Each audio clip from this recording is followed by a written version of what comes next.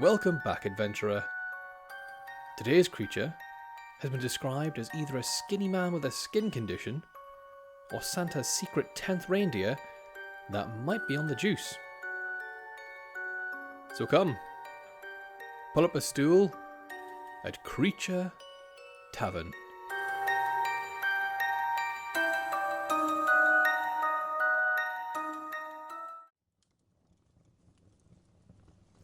Adventurer, quick, get in from the rain. It's not raining. Then why are you wet? You know what, never mind. But you might want to dry off before I chill your bones with the story of today's creature. The Wendigo, from Algonquian folklore. The Wendigo, also spelled Windigo or Windago, is a fearsome figure from Algonquian folklore, feared across North America. Known as a creature of terror or evil spirit, the Wendigo is a malevolent, cannibalistic, supernatural being, often called a winter cannibal monster. One translation of the name titles the beast Evil That Devours, giving a pretty good glimpse into what the Wendigo symbolises: greed, selfishness, and an insatiable, all-consuming hunger. The most widely told path to transformation is easier than you might think. Usually, it's a human facing starvation during a brutal winter, left with no other option but to commit the ultimate taboo and consume human flesh. This act poisons the soul, warping the body into that of a Wendigo. In other accounts, the creature is an evil spirit that takes root within those who exhibit greed, selfishness, or cannibalistic intent. And in others, the change can come without a single bite of man meat. Here, an excessive hunger for power, or even prolonged exposure to a Wendigo's presence, can be enough to trigger the metamorphosis. Its legend comes from the traditions of the Ojibwe, Saulteaux, Cree, Naskapi, and Innu peoples, with the creature's earliest known written mentions dating back to 1636, in a report from French missionary Paul Lejeune. In this account, a woman of the Algonquian people warned of an Atchen. Atchen here is believed to be a French transcribed form of an Algonquin word for Wendigo. The Atchen had devoured some tribal members and would eat a great many more of them if he were not called elsewhere.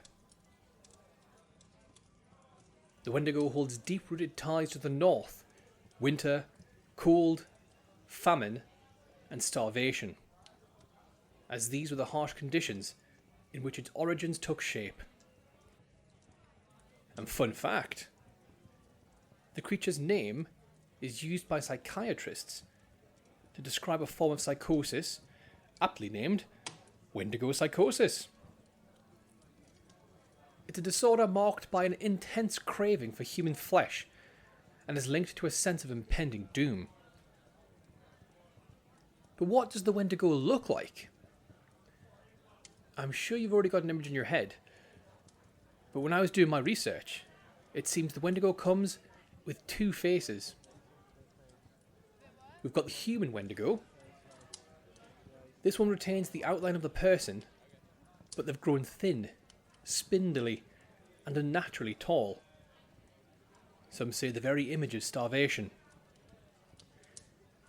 A fella named Basil H. Johnson, an Ojibwe teacher and scholar from Ontario, provides one of the most detailed descriptions of this classic Wendigo.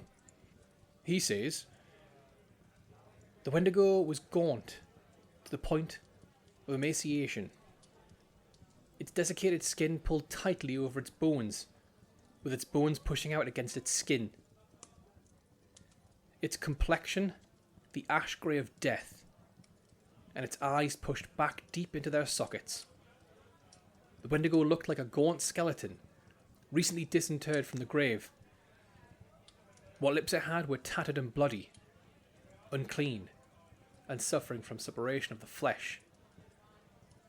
The Wendigo give off a strange and eerie odour of decay and decomposition, of death and corruption. The other face being the deer-skulled Wendigo, perhaps the more recognisable build. Described as a gaunt, towering humanoid, said to stand anywhere from 8 to 13 feet tall. Its head is the skull of a stag, mounted atop a skeletal neck, and crowned with what folks tell me are massive asymmetrical antlers, stretching 1 to 2 metres across. Unlike the antlers of living deer, these never seem to shed. The posture is often hunched, its skin corpse pale or ash grey, and stretched tight over its frame. The eye sockets are empty of all, except for a faint glow of ghostly light that's red, yellow or white, depending on who you ask. And in stark contrast to the herbivore animal whose skull it wears, the Wendigo's jaws bristle with carnivorous teeth, like jagged molars and elongated canines, clearly built for tearing at flesh.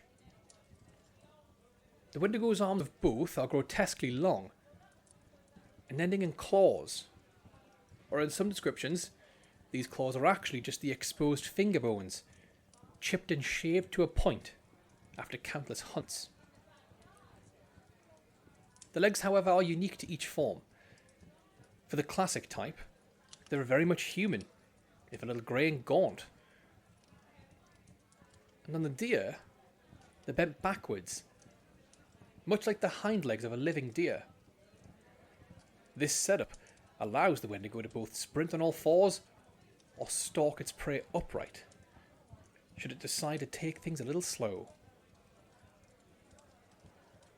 Legends place Wendigo in remote, cold regions far from human settlements, where survival really ain't the easiest. Associating them with the forests of eastern Canada, the Great Lakes region, and the Great Plains of the US and Canada. And if you're looking for the best time to find one, they're said to be especially frequent during the winter months. This is likely when people will starve and turn to cannibalism, likely resulting in the appearance of new Wendigo every time the seasons run deathly cold. Now, from those descriptions, it's pretty obvious that the Wendigo resembles that of a beast, but they are something far more complex. They appear monstrous, yes, but they retain all the human capacities of thought, planning, reasoning, and speech. And these retained traits make it quite the intelligent predator. One that's said to even threaten or taunt its prospective victims. I've even had accounts of them using tools to aid them in their hunt. The approach of a Wendigo is not always seen as well, but there will be signs. A foul stench, or a sudden unseasonable chill. Some claim that even speaking its name can summon one. And I guess we're testing that theory out today. And we shouldn't have to wait long. If the Wendigo fancies, it can easily close in on a target with supernatural speed. Or maybe it'll stalk around the tavern with absolute silence. Or even employ its most unnerving ability, where it can mimic the voice of others, in an effort to lure us out alone and deeper into the wide open wilderness.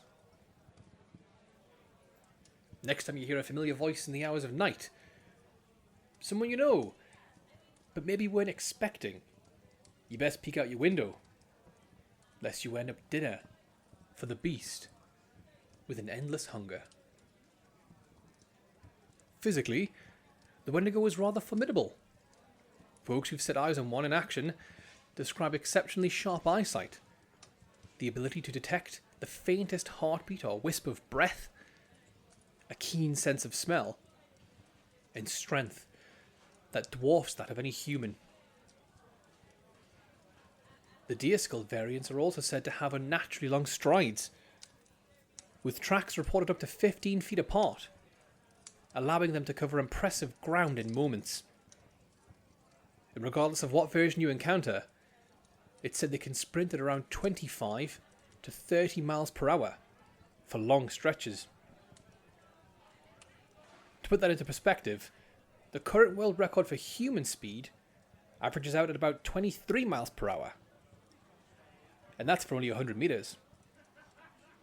And when not on the run, it's said Wendigo can endure walking for long periods of time. Some even call them the tireless travellers, capable of enduring long treks in the most punishing of winters, moving with ease through deep snow and across ice. But the defining curse, feature, whatever you want to call it, of a Wendigo, is that ravenous hunger. And it's said whenever it consumes, it grows in proportion to its meal, which in turn deepens its hunger. The larger it becomes, the more ravenous it grows, creating a vicious cycle of endless consumption. And because of this habit, many unexplained disappearances in the frozen north were blamed on these relentless hunters. Even heard from a few folks that say as long as a Wendigo consumes flesh, they can't die, essentially making them immortal. Whether one chooses to rush you down, shadow your step for days, or draw you in with a stolen voice. All these talents combined truly make the Wendigo the Swiss Army knife of cryptids. So what can you do against this terrifying multi-tool? Well, it turns out there's actually quite ways to survive and avoid encounters entirely. Let's begin with a tale of the kidnapped child. The tale speaks of an Indian child stolen by a Wendigo. But because the boy was too thin, the Wendigo didn't eat him right away. Instead, he travelled with the child, waiting for it to fatten up. He periodically cut the child's hand with a knife to check if it was fat enough, but he never seemed to get there. One day, the pair came across an Indian village, so the Wendigo sent the boy in for food to finally fatten him up.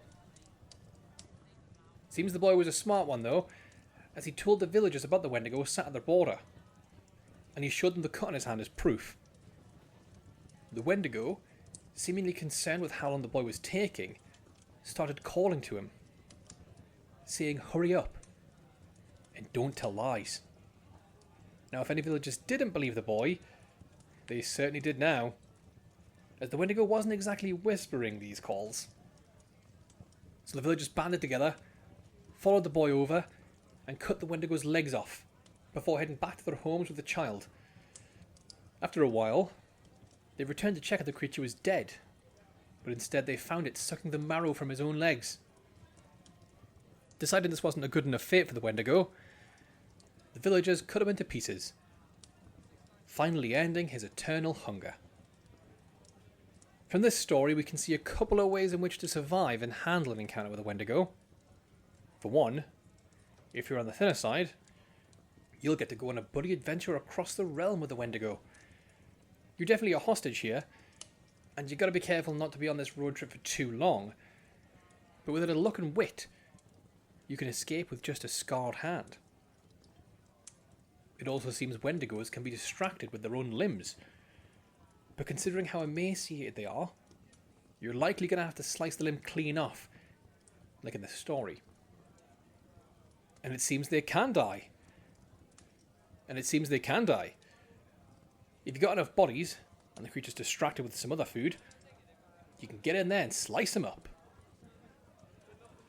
But as with many myths, different folk say different things. There are some legends that say the only true way to kill a Wendigo is by burning one. And these legends are sometimes more specific, saying you in fact need to cut the heart out and burn that directly. And while the story from earlier gave no detail on the weapons used, there are some folk that say only a weapon of pure silver or iron is fit for the killing task. Or if you'd like to avoid an encounter entirely, then it's quite simple. Just don't eat people. And stay well away from those who do.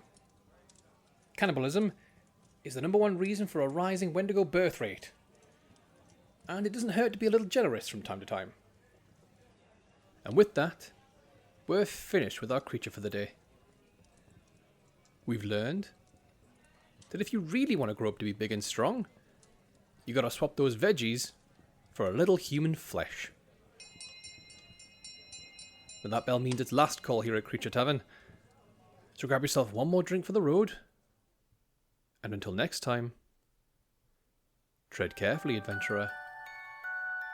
You never know when you might wander into the weird